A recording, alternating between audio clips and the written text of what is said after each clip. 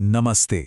कभी सोचा है कि कोई जीव बिना किसी पार्टनर के अपनी ही एक हूबहू कॉपी कैसे बना सकता है?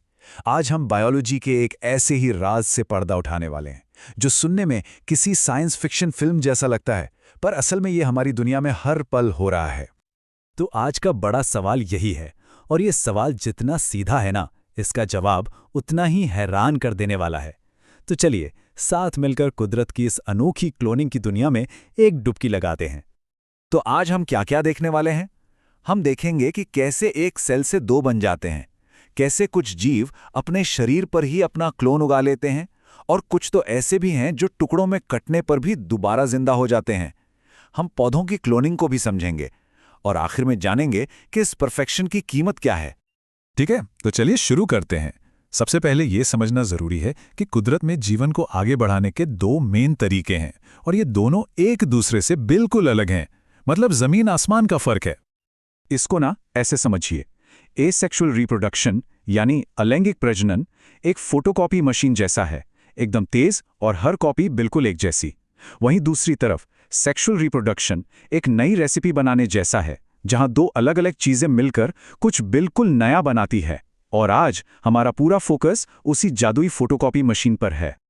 तो अब आते हैं सबसे बेसिक तरीके पर, फिशन यानी विखंडन। जरा सोचिए, एक ऐसी फोटोकॉपी मशीन के बारे में जो खुद अपनी ही कॉपी बना दे। बस समझ लीजिए, विखंडन यही है जहां एक से सीधे दो हो जाते हैं। और ये सब ना एक पूरे प्रोसेस के तहत होता है। सबसे पहले सेल का कमांड सेंटर यानी न्यूक्लियस अपनी एक कॉपी तैयार करता है, और फिर बाकी का शरीर दो हिस्सों में बंट जाता है, और बस हो गई दो एकदम एक जैसी नई कोशिकाएं तैयार। तो देखिए, एक पेरेंट सेल से कहानी शुरू होती है, और स्टेप बाय स्टेप वो दो हूबहू प्रतियों में बट जाती है। और पता है, ये प्रोसेस इतना पावरफुल है कि धरती पर जो सबसे पहले जीव आए थे ना, वो भी इसी का इस्तेमाल करते थे। लेकिन यहां एक मजेदार ट्विस्ट है। नतीजा भले ही सेम हो, पर हर कोई इसे अपने स्टाइल में करता है। अमीबा तो किसी भी एंगल से बढ़ सकता है, जैसे कोई जेली हो, पर पैरामीशियम हमेशा आड़ा कटता है, और युग्लिना लंबाई में। मतलब कुदरत में भी सबका अपना अपना स्टाइल है। और कभी कभी तो बात इससे भी आगे बढ़ जाती है। एक सेल दो में नहीं बल्कि एक साथ हजारों में बढ़ जाता है। इसे कहते हैं मल्टीपल फिशन। और इसका एक खतरनाक उदाहरण है मलेरिया फैलाने वाला प्लाज्मोडियम। सोचकर देखिए, यही रफ्तार है जो इसे इतना खतरनाक बना देती है। चलिए अब एक और जरा अजीब से तरीके की बात करते हैं, बडिंग यानी मुकुलन। कल्पना कीजिए कि आपके हाथ पर आपका एक छोटा सा क्लोन उगने लगे। सुनने में बड़ा अजीब है ना? पर कुदरत में यह भी होता है। ये प्रोसेस बड़ा सीधा सा है। पहले एक छोटा सा उभार, जिसे बड या कली कहते हैं, वो बनता है। फिर वो धीरे धीरे बड़ा होता है, और जब अपने दम पर जीने के लिए तैयार हो जाता है, तो पेरेंट को बाय बाय बोलकर अलग हो जाता है और अपनी नई जिंदगी शुरू कर देता है। तो ये तकनीक कौन इस्तेमाल करता है? हाइड्रा है, यीस्ट है, और समुद्र में मिलने वाले कोरल्स भी। और हाइड्रा की बात चली है तो एक मजेदार बात बताऊं, इसे अमर जीव भी कहते हैं। जी हाँ, ये खुद को लगातार नया बनाता रहता है, और थियरी के हिसाब से बुढ़ापे से कभी नहीं मरता। अच्छा, एक और तरीका है स्पोर्स का। आपने ब्रेड पर लगी फफूंद तो देखी होगी, हरी हरी सी। वो असल में लाखों छोटे छोटे बीज जैसे हवा में छोड़ती हैं। ये स्पोर्स इतने हल्के होते हैं कि हवा के साथ कहीं भी पहुंच जाते हैं, और जहां भी उन्हें सही माहौल मिलता है, एक नई फफूंद उग जाती है। अच्छा, अब तैयार हो जाइए कुदरत की सबसे हैरान करने वाली शक्ति देखने के लिए।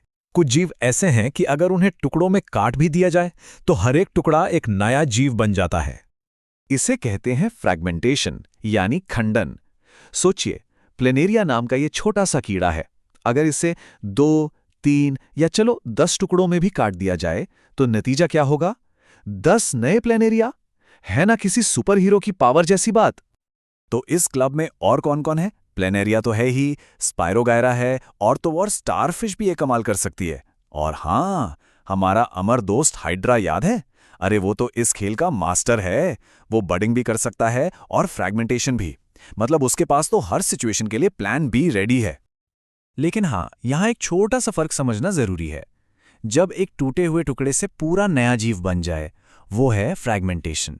लेकिन जब कोई जीव सिर्फ अपना खोया हुआ हिस्सा वापस उगाए, जैसे छिपकली अपनी पूंछ उगा लेती है, उससे कहते हैं रीजनरेशन। तो मतलब एक है नया जीवन बनाना और दूसरा है सिर्फ खुद की मरम्मत करना। तो सवाल उठता है, क्या हम इंसानों में भी ये पावर है?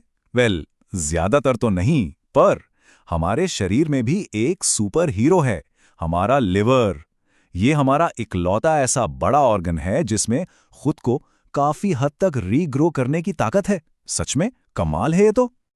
चलिए, अब इन सारी बातों को एक ऐसी दुनिया से जोड़ते हैं जिसे हम सब अच्छे से जानते हैं, पौधों की दुनिया।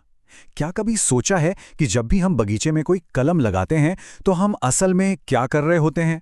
हम नेचुरल क्लोनिंग कर रहे होते हैं। अरे पौधे तो इस काम के एक्सपर्ट हैं। जड़ से, तने से, पत्ती से, किसी भी हिस्से से पूरा नया पौधा उग सकता है। जैसे गाजर जड़ है, आलू तना है, और ये ब्रायोफिल्म तो देखिए, इसकी तो पत्तियों पर ही छोटे छोटे पौधे उगाते हैं। कमाल है ना? और हम इंसानों ने पौधों की इस सुपर पावर का खूब फायदा उठाया है। गुलाब की कलम लगाना, चमेली की टहनी को जमीन में दबा देना, या दो अलग अलग पौधों को जोड़कर एक बनाना, ये सब क्या है? नेचुरल क्लोनिंग ही तो है। और आज की टेक्नोलॉजी तो और भी आगे है। अब तो लैब में एक पत्ती से हजारों पौधे तैयार किए जा सकते हैं। तो हमने ये सब तो देख लिया, पर अब एक बड़ा सवाल सामने आता है। क्या हमेशा एक जैसी परफेक्ट कॉपी बनाना ही अच्छा है, या इसका कोई नुकसान भी है? देखिए, ये एक सिक्के के दो पहलुओं जैसा है। एसेक्सुअल रिप्रोडक्शन मतलब रफ्तार, और गारंटी। अगर माहौल एकदम सही है तो इससे बेहतर कुछ नहीं। लेकिन अगर माहौल बदल गया, मान लीजिए कोई नई बीमारी आ गई, तो क्योंकि सब एक जैसे हैं तो पूरी की पूरी आबादी एक साथ खतरे में आ सकती है। दूसरी तरफ सेक्सुअल रिप्रोडक्शन में आती है वैरायटी, डाइवर्सिटी, जो किसी भी चुनौती का सामना करने के लिए मजबूती देती है। तो आखिर में सवाल यही बचता है, लंबे समय तक सर्वाइव करने के लिए क्या बेहतर है? आज के माहौल के हिसाब से एक परफेक्ट कॉपी होना, या आने वाले कल की चुनौतियों के लिए एक यूनिक मिक्सचर बनना? शायद इसका कोई एक सही जवाब है ही नहीं। कुदरत हमें यही दिखाती है कि दोनों ही तरीके अपनी अपनी जगह पर लाजवाब हैं।